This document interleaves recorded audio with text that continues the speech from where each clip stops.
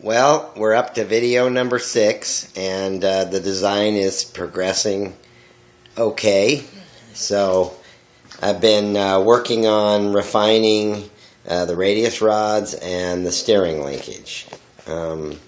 So I did some sketches. I was trying to figure out, how I might attach the radius rod to the frame or to the axle. But I came up with this version here. So then this would be the attachment at the side of the frame. This would be the attachment at the axle. So, let me get this out of here. So I kind of refined the sketches here. So this is a radius rod attachment at side rail. So it's really just some, probably 3/16 steel. I just bend it, drill some holes in it. I could either bolt it on or weld it on. That's pretty simple. And then at the axle, I kind of came up with this arrangement. It's out here near the end of the axle, which I like. So this would be 1/4 or 3/16, and it would fit around the axle and have a tab right here. And that tab would be bent to the required angle so that it lines up. Here's the top view of the axle.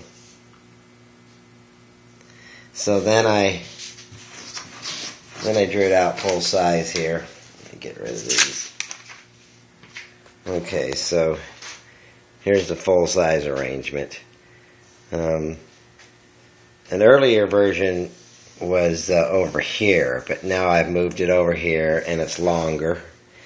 And here's a top view of that bent bracket. And then the radius rod coming up, and here's a top view of that bracket. So these tabs are bent to the angle once everything's kind of put together. And then I did the same thing over here. So that's about as simple a method as I could come up with. I also worked on the tie rod.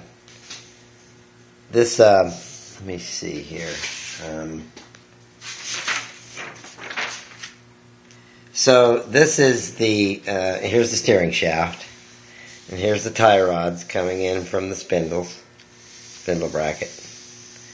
Alright, so these two little pieces of steel here, that's the pitman arm. And those come loose, and you slip them on over the 5/8 steel shaft, and you weld them into place. And then you can bolt the heim joints in here.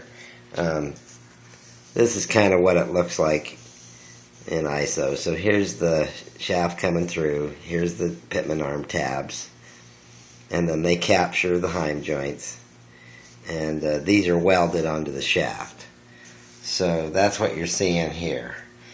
And then I also changed, my original plan was right here where this spring perch is. I was going to use a 1x3 rectangle tube, but so this line you see here is the line below of the frame, the bottom of the frame.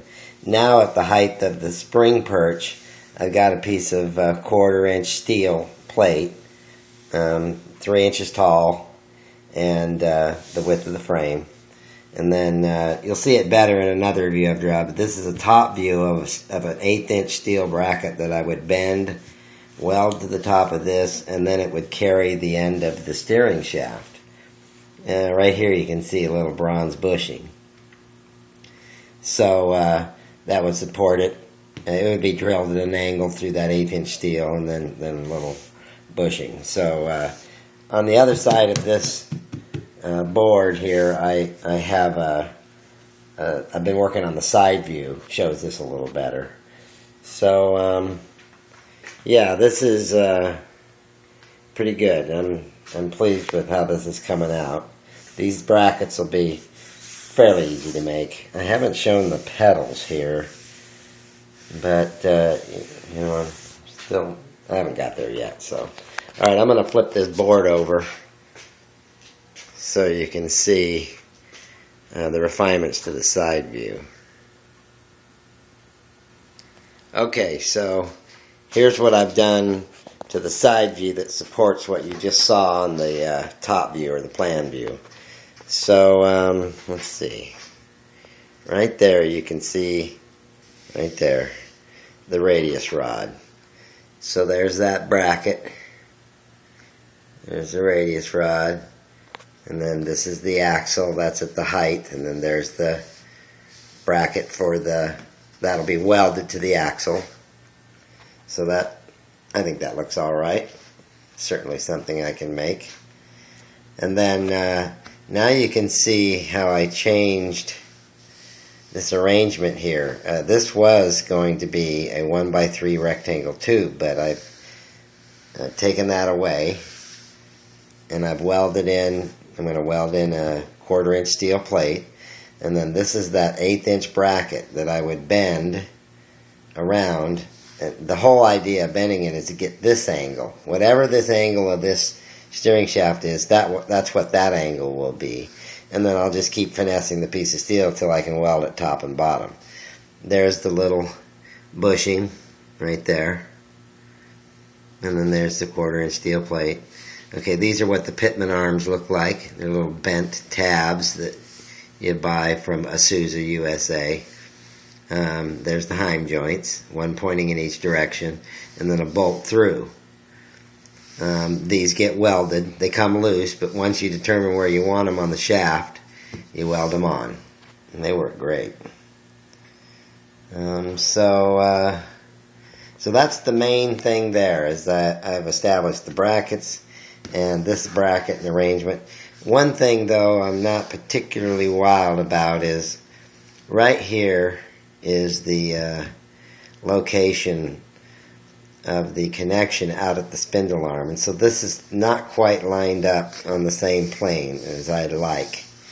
I didn't show you that on the other side. Let me flip this thing over. I stood this up on the counter so I could show you these tie rods, how they're not quite in a straight line like I'd like. So you can see the tie rod right there. It's running uphill. You know, it's not a straight line across, which is what I'd like. My other two carts, it's a straight line. So what I'm going to do is I'll lengthen this. That'll move the rod up. That'll be a fairly easy thing to do. And then this will all be nicely in line. Yeah, that's a pretty good arrangement, I think. You know, it'd actually work with it the way it is now, but I'm kind of picky about it. I'd rather it be on the same plane. Yeah, so I like the way those radius rods are coming out. Yep. Okay. So, I think I have most everything on the front of this thing figured out. I could spend a little time working on the back end, you know, where the engine and tranny and the sprocket and brake, everything resides. A lot of thinking goes on there, so. Alright, so far so good. Well, I studied this thing a little bit more, you know, how the tie rods angled like they did. I did a little measuring, and I come to find out that when I had first drawn this tab, I didn't have it long enough. It should have been 2 7/8, and I don't know, I think I was 2 3/8. So that affected the attachment point and this angle that I'm trying to work on. So now that I've moved these out, there's still a bit of an angle.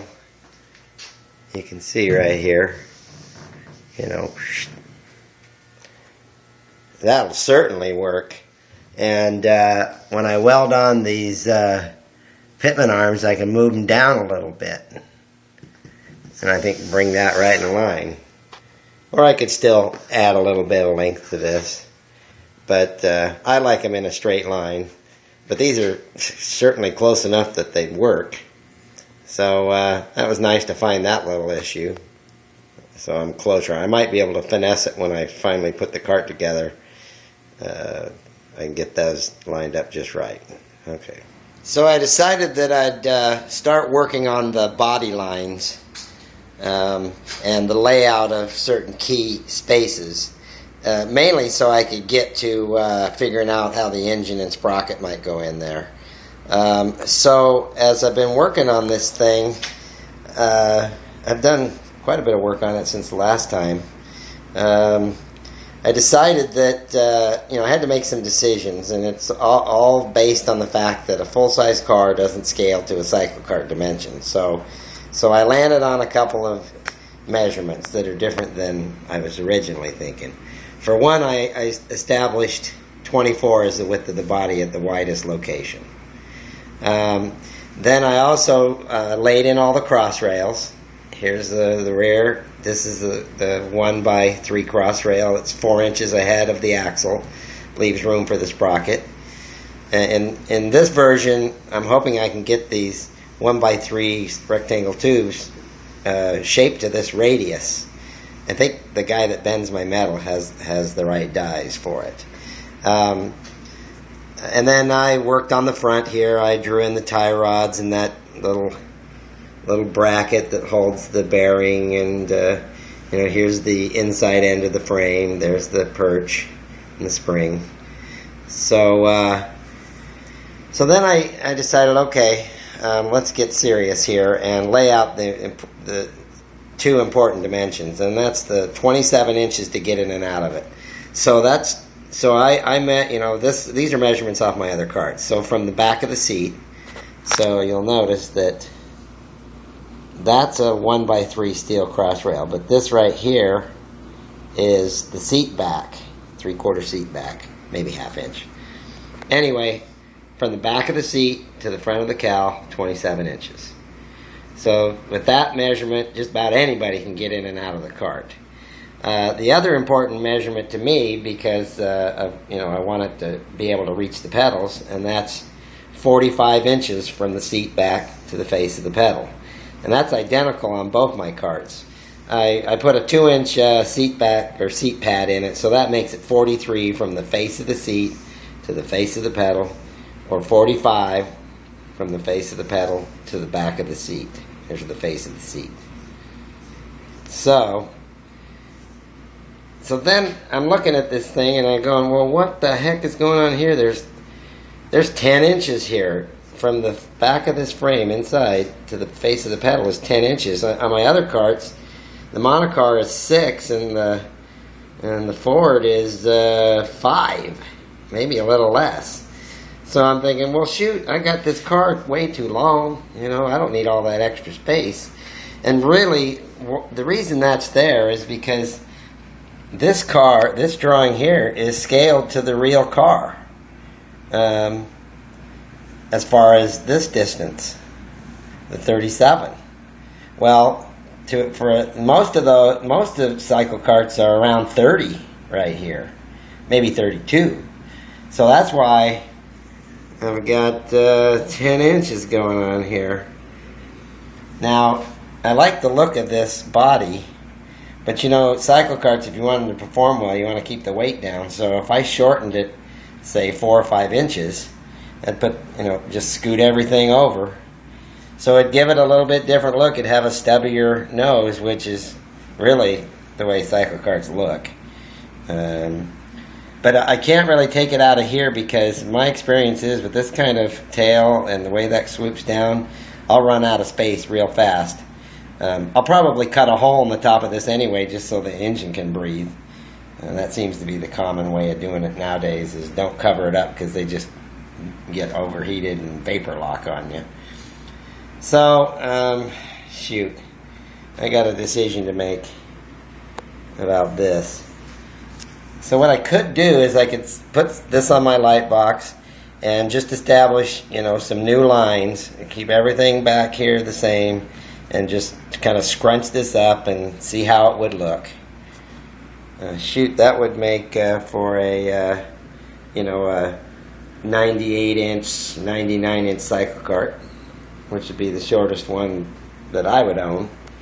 But the Peugeot Quadrillette that Johnny Dumfries made is 90 inches long. So, there's plenty of room to play with it. It's really up to the builder. So, All right, I've got the important measurements in, and I've got to make a decision here. I'm doing all this rough figuring out here, so when I do some full-size drawings, it's a little more clear. It's interesting how, see that slight angle? This is a scale drawing, and that's how it came out on the full-size layout I was just showing you. So anyway, I like it when things come together, but it's interesting that, you know, anything that's off just jumps right out at you, and you know, you start scratching your head. So all right, I'm going to keep working on it. One other thing that is, if I decided to shorten the nose, I could take it down to a 60-inch wheelbase. There's 60. So it would move it just, that's 3.5, and we're talking 4 inches difference. So the new line of the center of the axle would be right about here. So you know, the monocar is a 60-inch wheelbase, and the old 27 is a 62 or 63-inch wheelbase. So I know 64 would work, but if I want to scrunch it up a little to save weight, well, then I could land on a 60-inch wheelbase, which would be ideal. It'd work. I decided to do an experiment and work on this side view, and I've made a ton of changes here. To show you where we were, this is the scale car traced, you know, with my light box. So these are the dimensions of the real car. But I had to make them fit the Cyclekart dimensions, or I'm trying to. So this doesn't look too bad, you know. Now this has all the changes I've incorporated. You know, it's got a low body. It's only 6.5 off the ground. I lowered the nose to 28 and the cowl height to 30. This is still 20 right here. But I shortened the nose to 34 to see how it would look. There's 11 inches from the front of the wheel to the front of the radiator is 11 inches. And then 34, 27, and 32 for 104 inches. So I played with this quite a bit, especially right here, because, you know, there's things about this that I like. I like this kind of has a narrow, long shape, so I wanted to try to retain that as much as I could. So you know, I'll look at it again tomorrow, and I'll decide if this is the way I want to go. Now this version here is still not the shortened version, so let's see. I took off 3.5 inches. So this would get shortened 3.5 inches. So instead of 10, there'd be 6.5 beyond the pedal face. So that's good. I just have to decide if I like the way this looks. And I guess it's alright compared to this. Geez, I really like the looks of this. Of course, it's a lot taller. Taller than, you know, this is more along the height of the of old 27. I think old 27 is 30 here and 32 here, or 33. And you know, I made it kind of top heavy, not, you know, I didn't know any better at the time, so, you know, I could roll that thing over if I really tried hard enough. Okay, so anyway, I'm gonna try to warm up to this.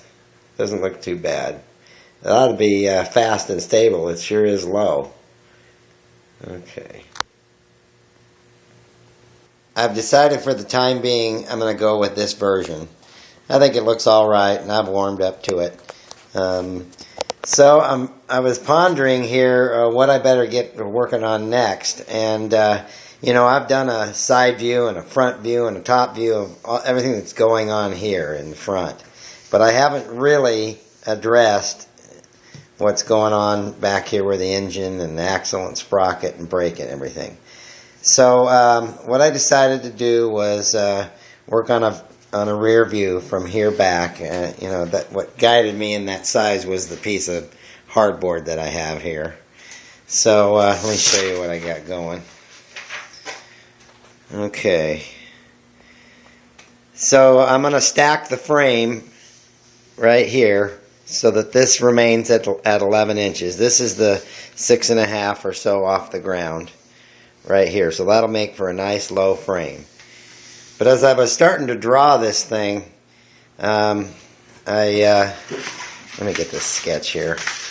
I did this little sketch to kind of help me understand what it was going to look like. So you'll recognize this. This is what we've designed already, you know, with the panhard mounting plate here and the bracket for the spring perch and the frame. And then I decided I'll probably do an ash hardwood cowl support, and just because it's easy to work and I like working with it. Probably going to do an aluminum body, and then I roughed out, you know, did the math, and the frame's approximately 81, so this is reasonably to scale. But this is what it's going to look like, where the rear portion that carries the axle and the engine is stacked on top of the lower part of the frame. So this is all so I can get, you know, the bulk of the CG, including me, down low below the axle, and then the engine will be up here. And this kind of design is driven by the fact that the body is higher off the ground here than here on the real car. So this is the chassis frame. Okay, so I started drawing on this thing, and you know, I already had a sprocket, so there's the 62 sprocket. These are 1x3 frame rails. What you see here is the engine mounting plate, and this is really exactly what I did on the monocar. This is some 1/2x1/2 tubing, a piece of 1/4-inch steel plate, and then this is the I bought the plate, the engine mounting plate. It already has the elongated holes in it. I bought that. On this, you can kind of see how the plate is down at the bottom of the frame, and then right here, these are 3/4 by 3/4 tubes, square tubes. You can see them right here, and they provide strength to this platform. And one thing I've learned about these engines is when you mount them to the frame, you want them mounted rock solid. No rubber pad, no flexibility, because when you stomp on the gas and under torque, the engine will move forward if there's any kind of flex in the steel or the rubber mount, and then the chain will come off just right away. So you want to build this strong, stout, battleship quality, you know. Don't scrimp there. That should be rock solid, the engine bolted firmly to the frame, and then you won't have any flex under torque, and that chain will stay on. So get rid of that. So this is a full-size drawing. There's the 22-inch tire and wheel. And then, you know, I used the big print program. I photographed, I don't think it was this photo. It was this photo. I photographed this, and I also photographed this, which I'll use later. But I made a pattern. That's a nice photo there. I like that one. So here's the pattern that I made off of the photograph using that big print program. So I was able to line it up. You know, this is the height of the body that I want right here. And then I drew in, this is a part of the seat back, and part of the tub. Here's the bottom of the wood tub. And here's 3/4, and then this is a 1/2 inch back. So when I drop the tub in, this extra piece of wood here rests on this frame rail, and that helps locate the tub.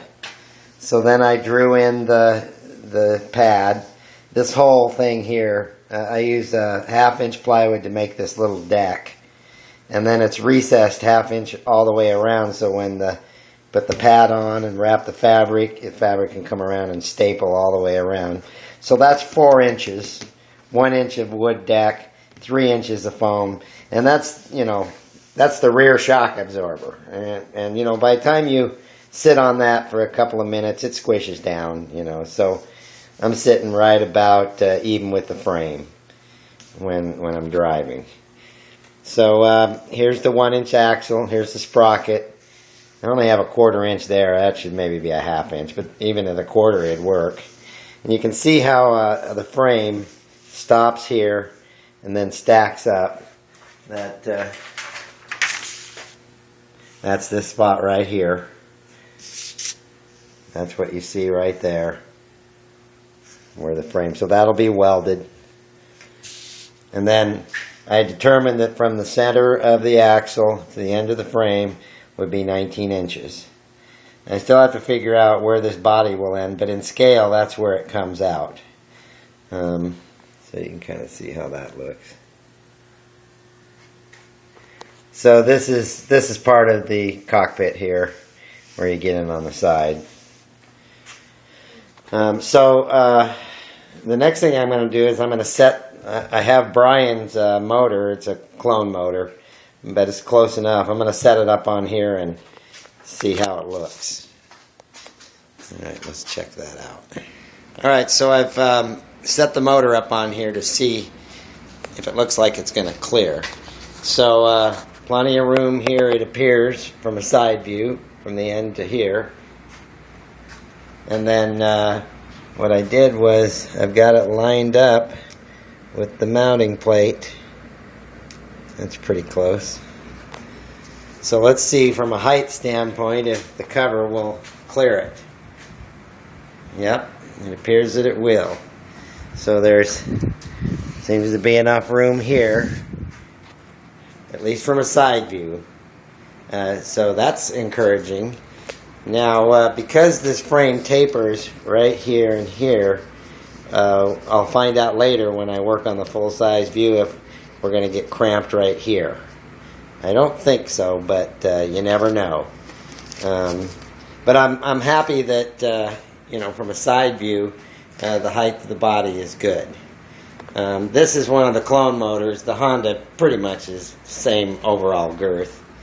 So I'm going to trace around this with a pencil, just rough, and then I'll just kind of sketch it in, the basic size of it, the shape. And then I can, I have Brian's torque converter here, which I can use to figure out its location here. Now, I'm going to do it just like the monocar, because I like the angle and where it's positioned, and that thing runs good. So, no point in changing what I already know works. And that's the same for this this mounting plate right at the bottom of the frame. That worked out well on the monocar too. So I'll work on that and then we'll see. So the motor sits right in here and there's plenty of room. But you can't tell if it's going to clear until we do the work from a top view. Then we'll know if it's going to get tight right here. Alright, so I'll keep plugging away on this and see if we can get it to fit both directions. Okay, I laid the motor on its side and I traced around it, and it's pretty rough, but I'll clean it up so that you can tell it's a motor sitting there. And I was able to measure the motor, and it's 4 1/4 up and 4 inches over, and that's the general location of the crankshaft.